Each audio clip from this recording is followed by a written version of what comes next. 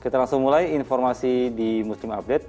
Pemirsa, seorang penderita COVID-19 di Toba, Sumatera Utara menjadi korban kekerasan oleh warga karena diduga kabur dari tempat isolasi mandiri. Video yang merekam saat kejadian ramai di media sosial. Memakai baju hazmat setengah terbuka, seorang pasien positif COVID-19 di Toba, Sumatera Utara dibujuk oleh Satgas COVID-19 dan pihak rumah sakit agar mau kembali dirawat di Rumah Sakit Umum Porsea. Ini adalah kali kedua sang pasien diduga kabur. Sebelumnya pria ini kabur dari rumah isolasi mandiri milik desa. Tapi gara-gara tempatnya tidak memungkinkan di sanibar, lokasinya itu nggak ada lampu, udah ini takut keluar dari situ.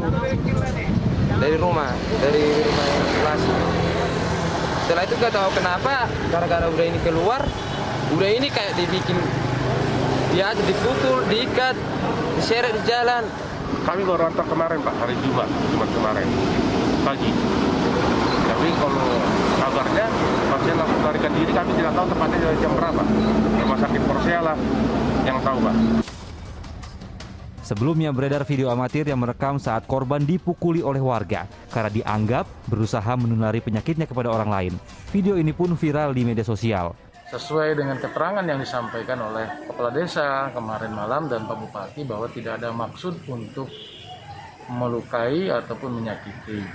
Tetapi warga dan keluarga adalah bertujuan untuk mengamankan. Laporannya nanti kita dalam. Apakah dalam pemeriksaan nanti akan ada penetapan tersangka? Kita lihat nanti hasil pendalaman dari laporan itu ya. Kasus ini pun akan diselidiki lebih lanjut. Bagaimanapun, aksi kekerasan tidak dibenarkan dengan alasan apapun. Yan Asmara melaporkan dari Toba, Sumatera Utara.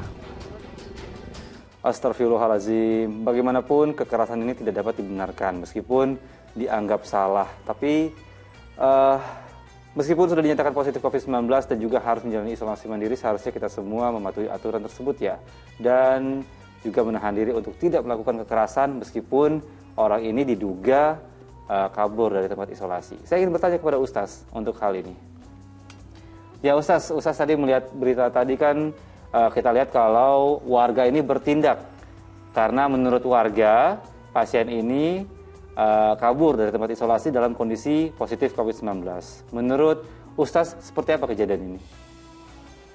Ya, kita harus lihat dari dua sisi ya. Yang pertama, itu yang sedang melakukan isolasi mandiri lalu kemudian kabur dari tempat isomannya ya. Kemudian dikhawatirkan akan menularkan kepada yang lainnya. Tentu harus dicari sebabnya dulu ya.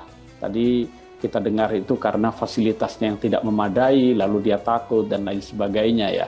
Saya kira itu adalah alasan-alasan yang bisa difahami ya. Tetapi di sisi lain, tindakan masyarakat yang melakukan, walaupun ya masih didalami lebih lanjut apakah ada unsur penganiayaan atau tidak, tetapi kalau sampai kemudian diikat dan lain sebagainya, itu sudah masuk kategori kekerasan yang tidak bisa dibenarkan ya, apapun alasannya. Saya sepakat tadi dengan yang Mas Dani katakan, bahwa kekerasan tidak bisa dibenarkan dengan alasan apapun. Sebab kekerasan itu adalah bentuk penganiayaan.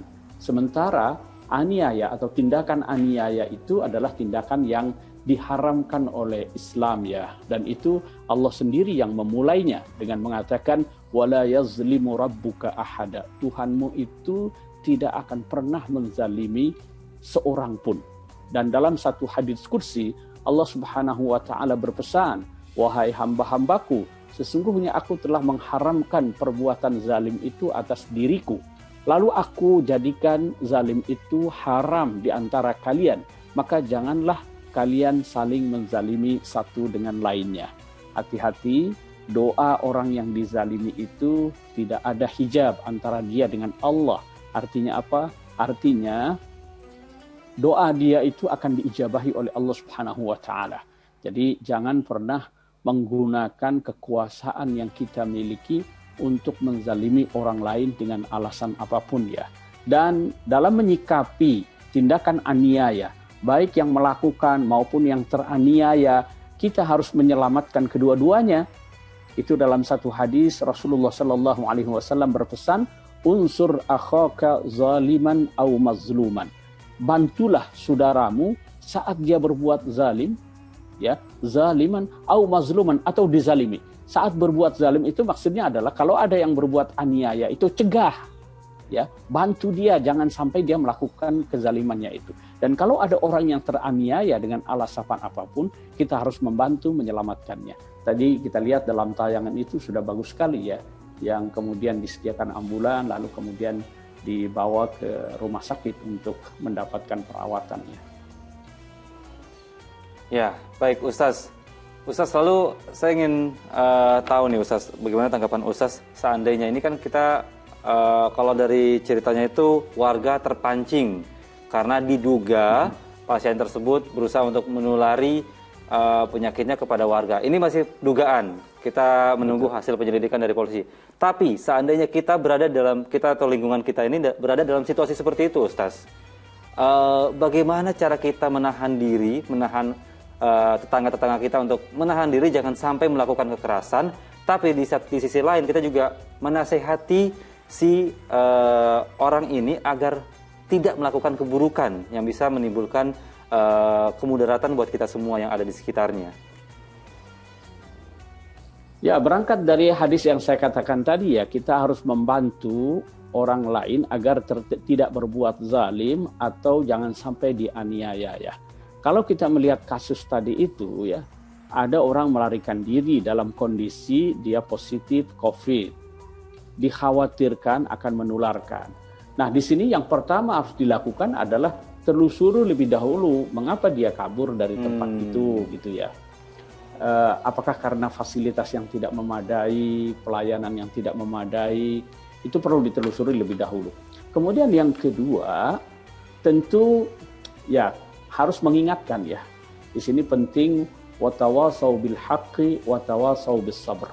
Mengingatkan dia ya, jangan sampai dia kabur dari tempat itu lalu kemudian menularkan kepada yang lain, menimbulkan mudarat atau bahaya kepada orang lain. Ini tidak boleh. Ad-dararu yuzal. Jadi kebahaya itu harus dihilangkan. La darara wala dirar. Tidak boleh melakukan tindakan yang membahayakan diri dan juga membahayakan orang lain. Nah, bagi masyarakat yang berhadapan dengan orang seperti itu, pertama tentu tadi harus mengingatkannya ya. Yang kemudian yang kedua harus membantu menyelamatkannya. Kalau fasilitasnya itu tidak memadai, siapkan fasilitas yang memadai untuk orang itu di tempat yang kondusif, berikan pelayanan, bantu dia. Ya, ini adalah bagian dari ta'awun yang sangat dianjurkan oleh agama, yaitu bekerja sama dalam kebaikan. Baik, terima kasih banyak Ustaz. Kita